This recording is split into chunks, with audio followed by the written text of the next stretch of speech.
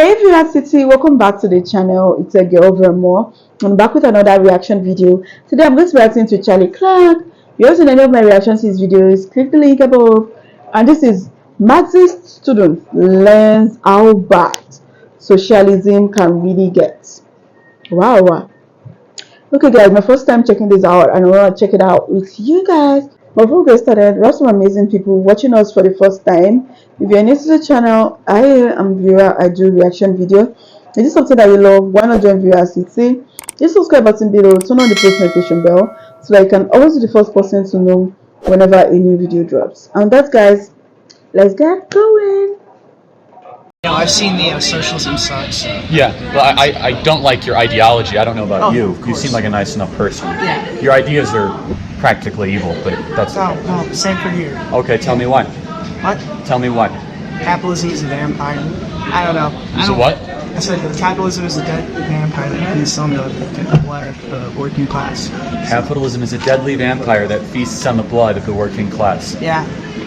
Can you elaborate on that for me? I don't really want to right now, but like, yeah, because like, do you have an iPhone? Yeah. So you're feasting on the blood of the working class. How dare you? Yeah, I know. How do you feel about that? We all have to do the best that we can. No, you don't. Why don't you go live on a farm and not use the fruits of the working class and just be a socialist with your friends? Why use the fruits of the free market? Isn't that kind of hypocritical? No, because the free market is so pervasive, we have like no choice but to. No, like I said, you could go live on a farm by yourself like the Amish do, or like socialists in Vermont do, but yet you choose to live in a free market society and benefit from it, and use the heat and the light and the well-being and the medicine and the food all as a byproduct of a market-based society. I mean, don't get me wrong, I love it. But... Oh, you love it, but you said it's a vampire sucking the blood of the working class, so isn't that a little contradictory? What? What's your dad's opinion? My dad's opinion? Yeah. How old are you? I'm 18. Is your dad the same persuasion as you? No. He's a Republican. Slightly, that's okay then. He's Republican. Yeah, he's a Republican. No one's preventing. See, here's the thing: no one's preventing you from living like a socialist. You can go do that, but your worldview would prevent me from living like an entrepreneur or like a capitalist. So inherently, your ideology is built on control of other people's choices. Ours is built on freedom. If you want to go live like a socialist, I have no problem with that. You can go start your own socialist colony in rural Utah, buy your own land and share your own water and share your own food. That's what's so amazing about voluntary societies. Whereas what you talk about is a coercive society. I don't have that freedom to live how I want to live under the worldview that you espouse. And I think that's immoral. You're forcing them. And again, I don't believe in revolutionary socialism. I didn't accuse you of that. You said Democrat socialism. Yeah. That's just the club I'm with. Really, I'm fairly Marxist, honestly. Okay, let's talk.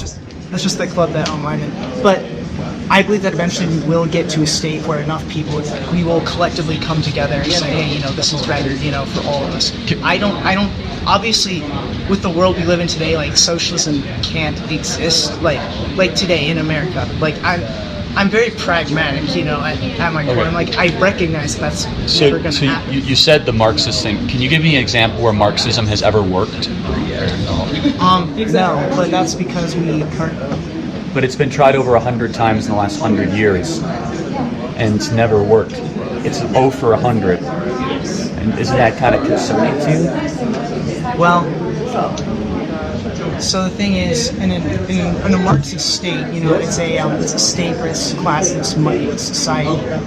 Right, and so that's just utopia, man. And that's no different than a fiction novel about Neverland. It's been tried, and the results are hundreds of millions of people dead. But that's ultimately what the true concept utopia is. Right. So here's the question: you think utopia is attainable? I think it is. Not in our lifetime. Okay. Have you read the Communist Manifesto? Yeah. And so, I guess the struggle I have here is you espouse a viewpoint that has never worked. You think's never going to work in our lifetime and never work in this country. That's no different than me believing in something of a work of fiction. But that doesn't mean that you can't work towards it. So how would we go about working towards it? That's where the revolutionary component comes in, isn't it? So maybe you are a little more revolutionary than you admitted. I don't think I am. I think that like when you look over time and you see, you know, how societies have changed and how they've progressed and everything, I think that eventually will get to a point where people will be able to put aside. Well, so let me ask you a question. Do you think some people are better at some things than others? Sure. Okay, so then in your utopian society, where would a smarter person fit in versus a not so smart person? Would there be hierarchies or no? In your fictitious utopian Marxist society? Okay, yeah, we were in society.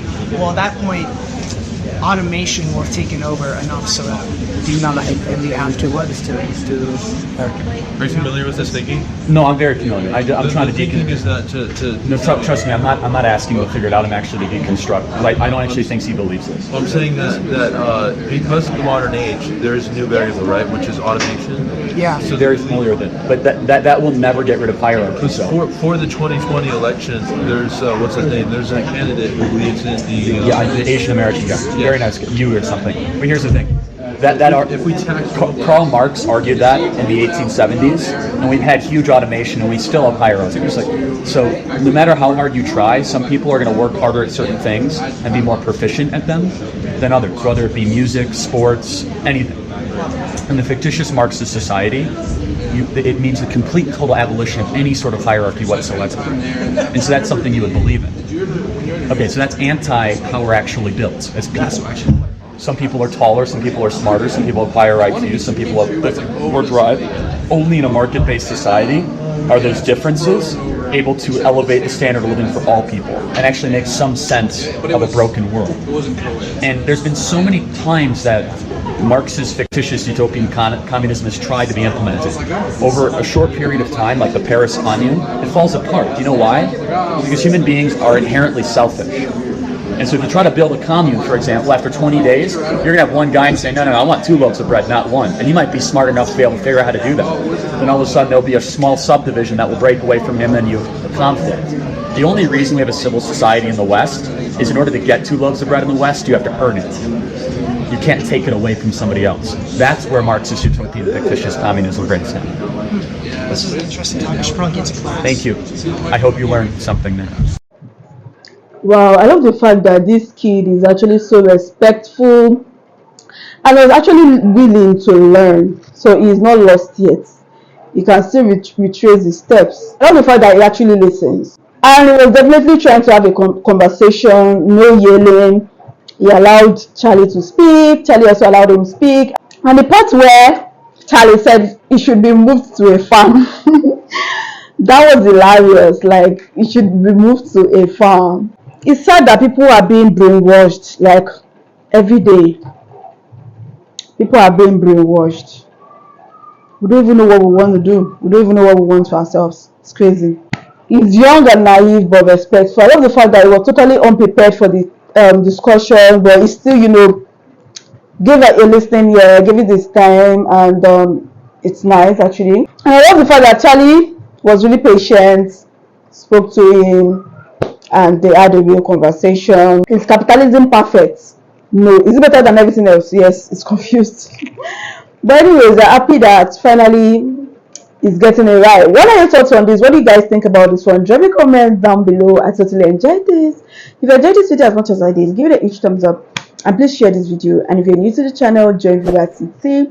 Hit the subscribe button below, turn on the post notification bell so that you can always be the first person to know whenever a new video drops. And that's guys, see you in my next one. Bye guys.